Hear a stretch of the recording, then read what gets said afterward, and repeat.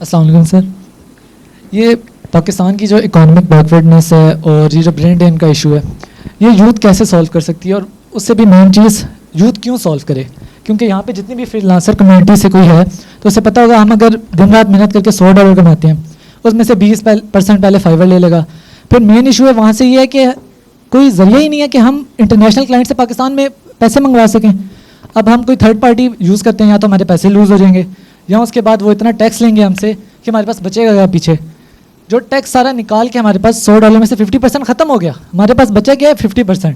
اس 50% میں سے ہمیں پھر دوبارہ ٹیکس دینا جو چیز ہم نے خریدنی ہے ہمارے پاس اس کے بعد بچا گیا, سیو کیا رہ گیا. اس کے علاوہ جو کرپٹو بھی ہے پاکستان میں ایئرلی $300 بلین کا والیوم جنریٹ ہوتا ہے. $300 بلین چھوٹی اماؤنٹ نہیں ہوتی. اور اس کے لیے پاکستان نے کیا کیا, کرپٹو اب بن گئی ان کی کوئی کرپٹو کونسل تھوڑا بہت کام کرے, ہم ادھر سے پیسے نکلواتے ہیں, ہمارے اوپر FIR ہو جائے گی کہ آپ نے ایلیگل انکم آ گیا. ہم کیوں یہ سالو کریں؟ اور یا پھر ہمارے پاس اس میں 2 ہی آپشن ہیں, یا پھر ہم وہی برین ڈرین کی طرح ہم بھی باہر دبئی چلے جائیں یا پھر وہ نیپال والا کام شروع کر دیں.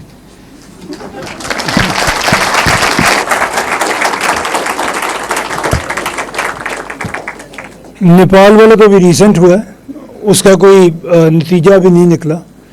بنگلہ دیش والے کو 1 سال ہو گیا, انہیں کیا ملا اس سے؟ ہمارے تو کوئی وہ دوست حکومت نہیں تھی پاکستان کی, بٹ آپ مجھے بتائیں کہ بنگلہ دیش کی یوتھ کو بنگلہ دیش کے انقلاب نے کیا دیا؟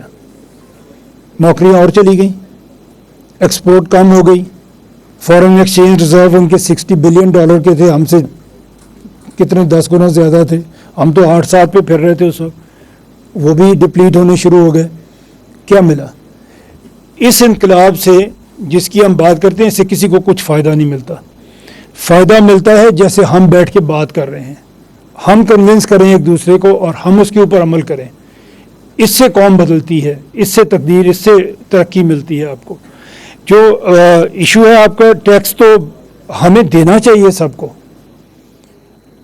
آپ دنیا کا مجھے بتائیں, آپ امریکہ میں جا کے کمائیں اور ٹیکس نہ دیں, دیکھیں کیا حال ہوتا ہے آپ کے ساتھ. یہاں تو پھر بھی آگے پیچھے ہو جاتا ہے, وہاں تو بالکل بھی نہیں ہوتا. دنیا میں کہیں پہ نہیں ہوتا. کسی مہذب ملک میں آپ یہ کہیں کہ باقی لوگ ٹیکس کیوں نہیں دیتے, وہ بھی دیں اور ہم بھی دیں. ہم سب دیں گے تو یہ ملک چلے گا. ٹیکس کے بغیر تو کچھ نہیں ہے. تو یہ تو, اور میں آپ کو ایک عرض کروں, میں نے بزنس شروع کیا تھا جب میں یونیورسٹی اسٹوڈنٹ تھا, تو میں نے بزنس شروع کر دیا تھا. مجھے نہیں پتا تھا کہ ٹیکس کی کمپلائنس کیا ہے, اور مجھے گورنمنٹ کی کمپلائنسز کا تو مجھے نہیں پتا تھا. میں نے تو کام کرنا شروع کیا, وہ ہو گیا, بن گیا, چل گیا. I was not paying any tax. اور پھر ٹیکس میرے پیچھے ٹیکس والے آئے جیسے آتے ہیں, مجھے انہوں نے پوچھا, مجھے انہوں نے نوٹس دیے, میں ان سے لڑتا رہا, وہ مجھ سے لڑتے رہے, اور کئی سال اس میں ہم نے گزارے, ٹیکس نہیں دیا میں نے. ایک گورنمنٹ آئی جس میں انہوں نے کہا کہ جو ایسے الجھے ہوئے کیس ہیں وہ ہم پرائیویٹ سیکٹر کو دیں گے, گورنمنٹ نہیں اس کو ٹیکس کرے گی, ہم پرائیویٹ چارٹرڈ اکاؤنٹنٹس لائیں گے اور وہ ان کا آڈٹ کریں گے اور وہ ان سے ٹیکس وصول کریں گے.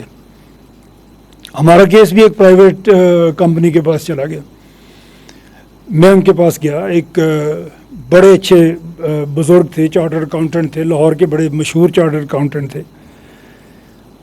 انہوں نے مجھے بٹھایا, انہوں نے کہا کہ مجھے ینگ لوگ جو ترقی کرتے ہیں وہ بہت اچھے لگتے ہیں, اور میں تمہیں بڑا فالو کرتا ہوں, میں دیکھتا ہوں تم نے یہ کیا, تم نے یہ کیا, تم نے بڑے اچھے کام کیے, لیکن بیٹا ایک میری بات تم سن لو, جتنا تم کر چکے ہو تم اس سے آگے ترقی نہیں کر سکتے اگر تم ٹیکس نہیں دیتے.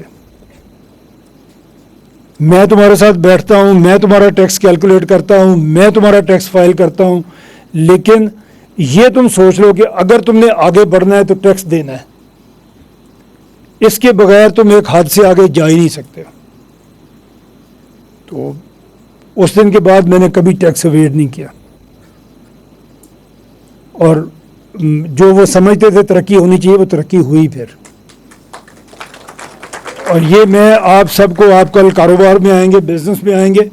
ہمارے ایک ٹیچر تھے, میں نام نہیں لیتا, ہیلے کالج میں ٹیچر تھے, ان کی ایک شاپ تھی, بہت بڑی شاپ تھی. لیکن اس کی کوئی برانچ نہیں کبھی بنی. وہ ہمیں پارٹ ٹائم ہمارے وزٹنگ ٹیچر تھے, بہت اچھے ٹیچر تھے. اور جب آپ بڑی کلاس میں ہوتے ہیں ٹیچرز کے ساتھ آپ کی دوستی ہو جاتی ہے. میں ان سے بات کرتا تھا, میں کہ سر آپ ہمیں بزنس پڑھاتے ہیں تو آپ کی ایک ہی دکان ہے, 50 سال ہو گئے, اگر یہ امریکہ میں ہوتی یا بینکرپٹ ہو جاتی یا ایک کی جگہ 500 شاپس ہوتی ہیں آپ کی. انہوں نے کہا ہاں بس یہ, میں نے کہا اس کی میں آپ سے ڈسکس کرنا چاہتا ہوں, کیونکہ آپ کیش پہ بیٹھتے ہیں, آپ کیش پہ کسی اور کو نہیں بٹھا سکتے بیکاز آپ نے ٹیکس نہیں دینا. آپ کی بکس آر ناٹ کلین, اس لیے آپ کسی اور کو بٹھا نہیں سکتے. اگر آپ یہاں کسی اور کو بٹھا سکتے تو آپ دوسری برانچ کھولتے, چوتھی کھولتے, 10ویں کھولتے. تو جتنے آپ پیسے یہاں سے بچا رہے ہیں اس سے بہت زیادہ آپ کما لیتے اگر آپ اپنی بکس کو کلین رکھتے. تو میری آپ کو یہ, باقی صوبے بن گیا, سب کچھ ہو گیا, میری آپ کو یہ نصیحت ہے کہ جب آپ کاروبار شروع کریں, جب آپ پریکٹیکل لائف میں آئیں, آپ مینیج کریں اپنے ٹیکس کو, وہ آپ کا رائٹ ہے, but do pay your taxes. اس کے بغیر آپ زندگی میں ترقی نہیں کر سکتے. چوری کبھی ترقی نہیں کراتی, چور نہیں کبھی ترقی کرتا, وہ ٹیکس کا چور ہے, جو بھی چور ہے وہ ترقی نہیں کرے گا کبھی. اس لیے یہ تو کوئی اچھی بات نہیں ہے, ٹیکس دیا کرو.